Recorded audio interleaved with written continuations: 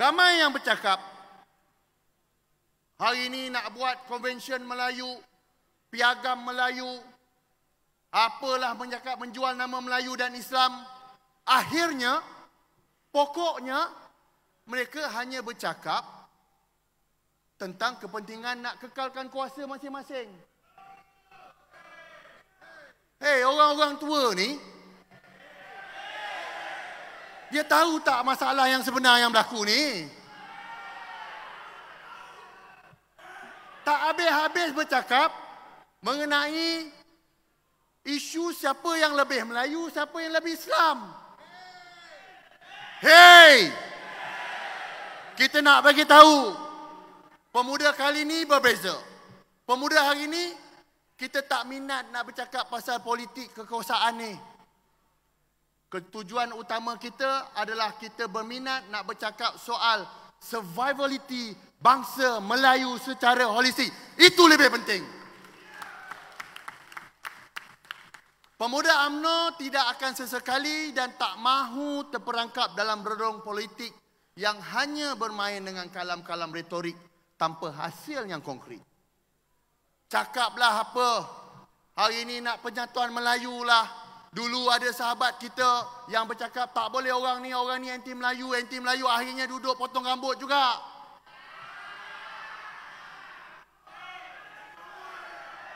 Ha? Hei, aku nak bagi tahu kau orang ni. Orang UMNO jangan jadi bodoh macam tu. Orang UMNO hari ni kena bercakap soal realiti yang di luar sana. Orang tak nak tahu dah siapa lebih Melayu, siapa lebih Islam. Orang Melayu nak tahu yang dekat luar sana, apa yang kita buat untuk bantu bangsa Melayu. Itu lebih penting. Dan atas dasar inilah pemuda menyambut baik seruan Yang Berhormat Datuk Seri Utama Haji Muhammad bin Haji Hassan, Timbalan Presiden UMNO semalam. Beliau malam tadi mahu pemuda menggerakkan Kongres Melayu bagi menghasilkan blueprint Melayu maju. Ini yang kita nak. Pemuda sedar, ekonomi Melayu semakin terhimpit. Hari ini, berdasarkan perangkaan rancangan Malaysia yang ke-12, sehingga tahun 2019, ikuti orang Melayu Bumiputera hanyalah sekadar 17.2% saja. Jauh sama sekali target dari dasar ekonomi baru, iaitu pegangan kita nak sebanyak 30%. Kita ada lagi 12.3% lagi yang kurang. Maka sudah tiba masanya pemuda mendesak kerajaan perpaduan yang ada hari ini untuk mengambil serius tentang pemerkasaan ekonomi orang Melayu. Setuju? Dan pemuda akan memulakan semula blueprint pembangunan orang Melayu. Dah cukup lama dah tak ada. Dulu Kongres Melayu yang awal-awal dulu akhirnya menghasilkan dasar ekonomi orang Melayu. Dasar ekonomi baru. Kita mengecapi pelbagai keindahan keenakan berdasarkan Kongres Melayu yang terdahulu. Tetapi makin lama makin lupa. Kurang orang bercakap mengenai bagaimana nak majukan orang Melayu. Yang selalu bercakap bagaimana nak memperbodohkan orang Melayu saja. Maka, melalui blueprint yang akan kita cadangkan dan akan kita usahakan, kita akan lahirkan dari rahim Kongres Melayu Maju ini. Dan Kongres ini akan benar-benar bertujuan untuk memajukan Melayu. Kita akan menggali segala akar permasalahan untuk merencana pucuk solusi. Inilah akan menjadi kongres yang sebenar-benar untuk orang Melayu memajukan diri. Bukannya kongres acah-acah sebelah sana yang bercakap soal kuasa, tetapi sebenarnya hanyalah demi survival politik mereka saja. Dan menerusi kongres ini, kita akan menghimpunkan segenap lapisan pemikir-pemikir terbaik bangsa. Daripada cendekiawan, teknokrat, tokoh korporat, profesional bukan keparat, wakil-wakil rakyat, penggerak komuniti dan semua pertubuhan-pertubuhan belia. Kita himpunkan dan kita akan beri segala isu yang melengkari hal ehwal orang Melayu dari sudut ekonomi, pendidikan, perumahan, pekerjaan, polisi dan dasar. Dan kita akan rangkumkan di dalam blueprint Melayu Maju ini.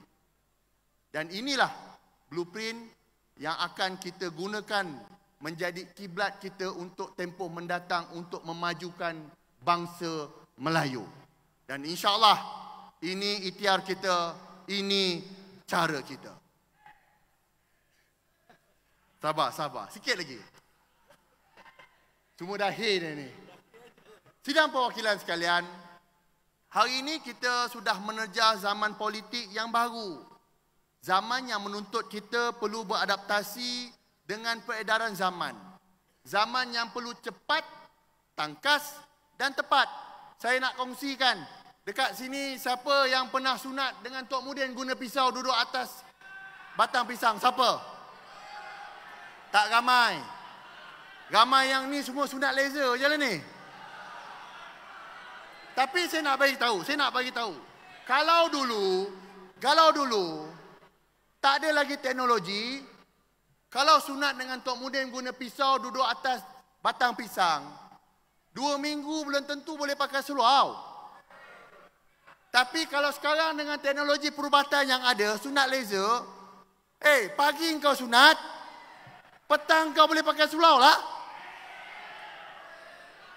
Tapi mungkin bentuk tak sama. Maka dalam politik ni, perkara ni yang kita mahukan. Kita kena sentiasa peka dan cakna dengan keperluan dan kehendak semasa.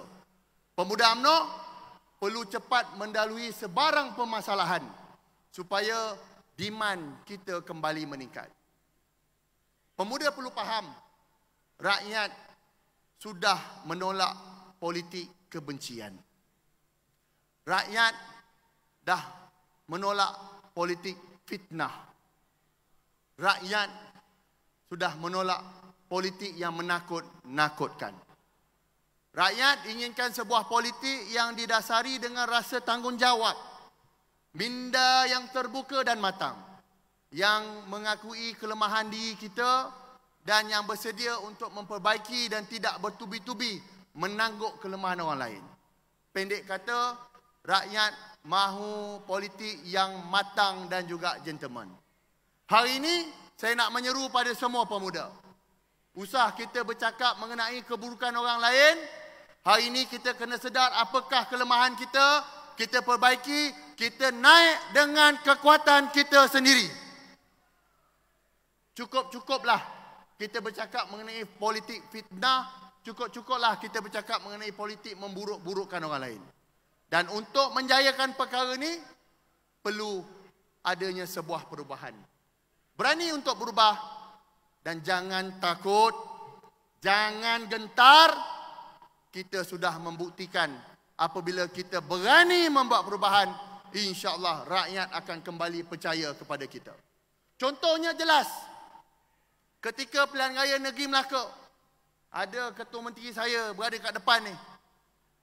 Ketua Menteri Melaka yang ada hari ini ketika dulu menjadi pengurusi perhubungan UMNO telah mengambil langkah yang berani dan luar daripada kotak. Luar daripada arca UMNO pada ketika itu. Yang telah membariskan hampir 86% wajah baru yang kebanyakannya terdiri daripada orang muda. Akhirnya, apa yang kita nampak berlaku di Pilihan Negeri Melaka. Perubahan yang dilakukan ini membawa kepada kemenangan besar UMNO dan Barisan Nasional di bumi Melaka. Inilah perubahan yang kita perlukan.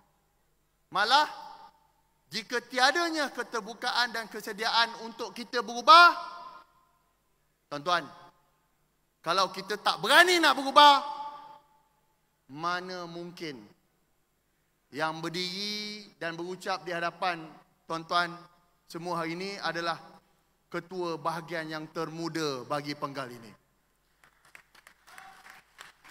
Ramai yang beritahu saya bahawa muda lagi nak jadi ketua bahagian. Ramai yang beritahu saya masa saya nak bertanding dulu, tak apa, fokus dulu dengan pemuda. Tetapi prinsip saya, kalau kita nak berubah, kita mesti berani untuk berubah. Dan kita mesti berubah daripada atas. Jadi sebab itu, yang tak nak berubah ni adalah orang-orang yang sayangkan jawatan. Yang tak nak berubah ni adalah walot-walot yang sayangkan jawatan. Tetapi akar umbi di bawah ini nak berubah. Kalau tidak, masakan saya boleh menang ketua bahagian termuda. Maka pemuda, jangan gentar untuk berubah. Boleh? Bukan saja saya menang sebagai ketua bahagian termuda. Sahabat saya, Solihin, juga menang sebagai ketua bahagian Bukit Gantang yang termuda. Maksudnya apa? Rakyat di bawah, akar umbi bawah nak berubah. Tetapi mereka nak tengok siapa yang berani berubah. Dan insya-Allah, pemuda di generasi kita hari ini, kita adalah generasi yang berani untuk berubah.